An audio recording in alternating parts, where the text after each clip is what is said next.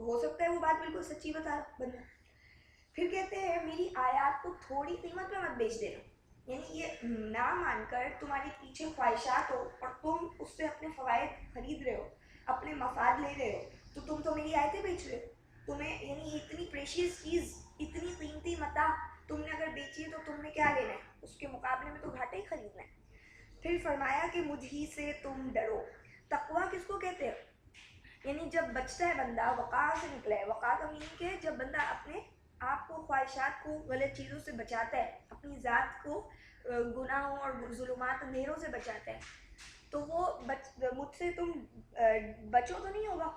تو میرے جو منع کردہ باتیں ہیں اس کا تم خوف کھاؤ, ان کی ہولناکی سے ڈرو, اور تم ان کے قریب مت جاؤ, تم ان گناہوں سے بچ جاؤ, تو میرا تقویٰ اختیار کرو.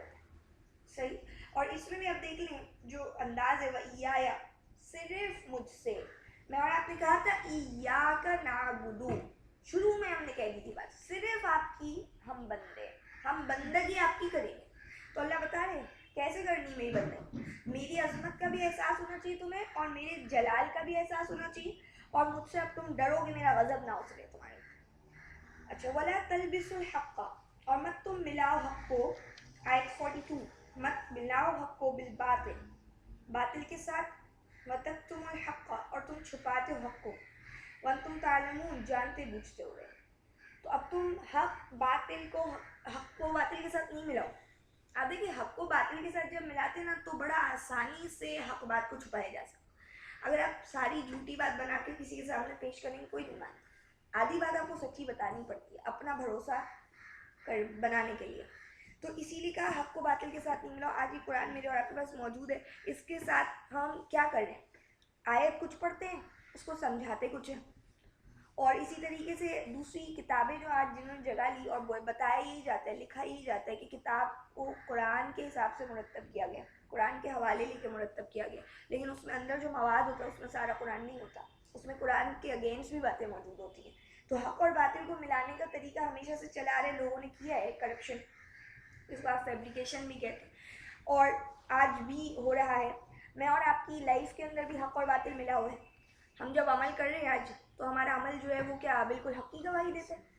کیا میں اور آپ بالکل صحیح معنوں میں اللہ کے وعدوں کو پورا کرتے ہوئے نظر آتے ہیں اس وقت؟ تو اللہ فرما رہے تم حق کو چھپاتے ہو اور تم جانتے ہو. میں اور آپ اپنی غلطیوں کے اوپر پردے ڈالتے ہیں, ہم جانتے ہیں, تو چاہے وہ قرآن کا معاملہ ہو, چاہے وہ اپنی ذات کا معاملہ ہو.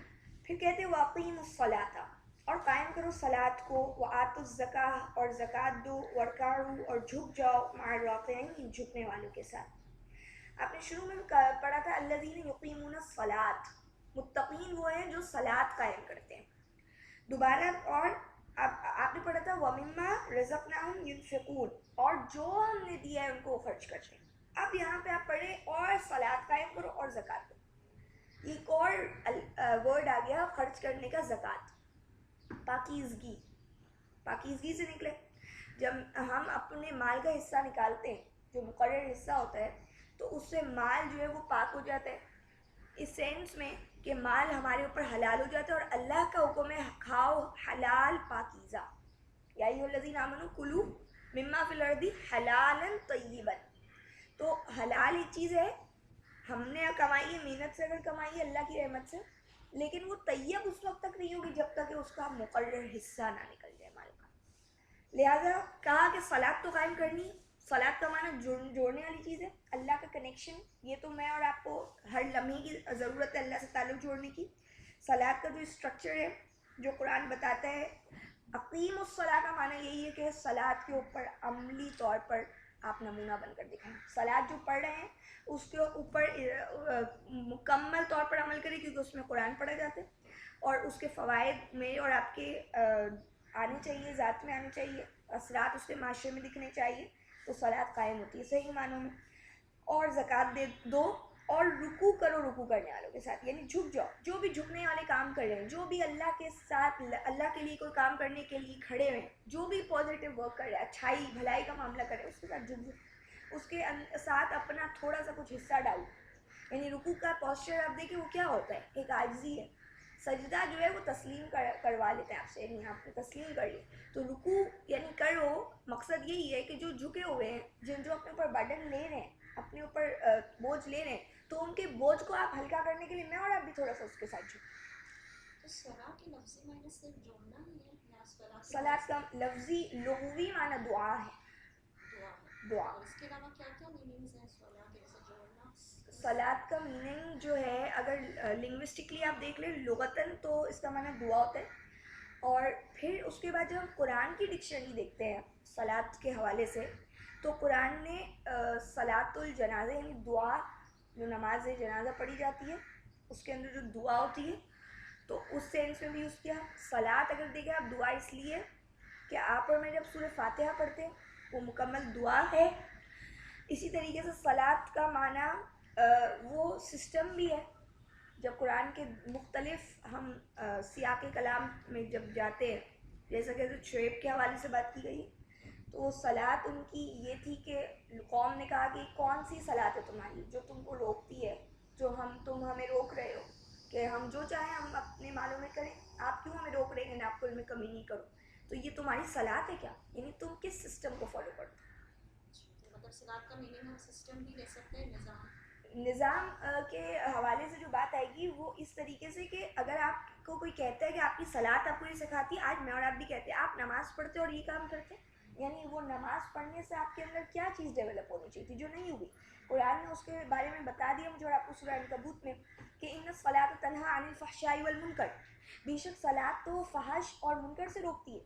تو فحش اور منکر جو ہے جب وہ ہٹتا ہے تو صلاۃ ہوتی ہے. تو جب کوئی بولے گا ہمارا موٹیو, ہمارا مقصد نماز صلاۃ ادا کرنے کا یہ ہے کہ ہم فحش اور منکر سے بچیں, تو ان کی قوم ہی کہہ رہی تھی کہ یہ تو کوئی منکر بات نہیں ہے جو آپ کو اتنی منکر لگ رہی, یہ کوئی اتنی بری بات تو ہے نہیں جو آپ کو بری لگ رہی ہے.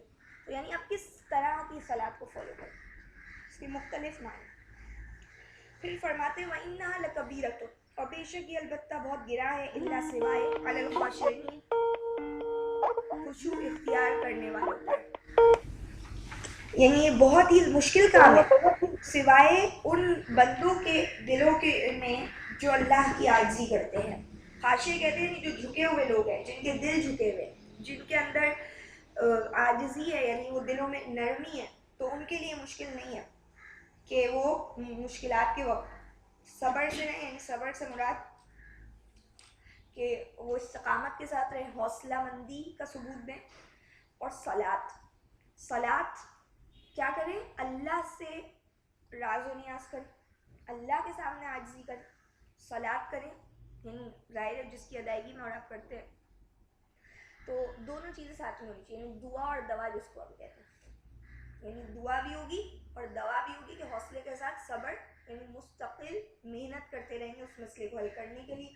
تو اللہ کہتے ہیں ہر کوئی نہیں کرتا, ہر کوئی نہیں کرتا, ہر ایک کے دل میں یہ بات نہیں آتی سوائے جن کے دل جھکے ہوئے, اور وہ اللہ پہ بھروسہ بھی نہیں کر لیتے کہ اگر ہم نے یہ کام اس طریقے سے حل کرنا ہے اور اس میں اللہ کی خلاف ورزی بھی نہیں کرنی اور اللہ سے دعا بھی مانگنی ہے, تو وہ اتنا آسان نہیں کہ کوئی اس کے اوپر صبر کر لے اور اس وقت کا انتظار کرے.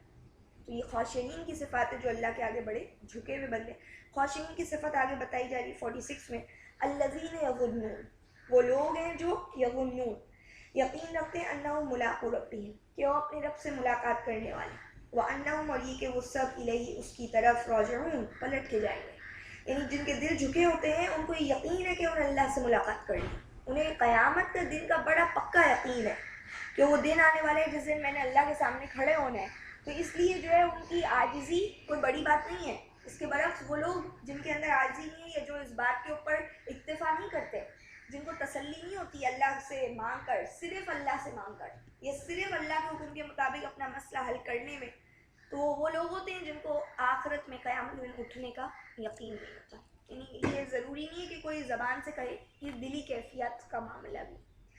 یا بنی اسرائیل اذکروا 47, اے اسرائیل کی اولاد, یذکروا نعمتی التی, یاد کرو میری اس نعمت کو وہ جو انعمت علیکم, میں نے انعام کی تم پر, وانی فضلتکم, اور یہ کہ میں نے فضیلت دی ہے تم کو, علی العالمین, تمام جہانوں پر. پھر فرمایا دوسری دفعہ اس بنی اسرائیل کو خطاب کیا جا رہا ہے, کہتے ہیں کہ میری اس نعمت کو یاد کرو جو میں نے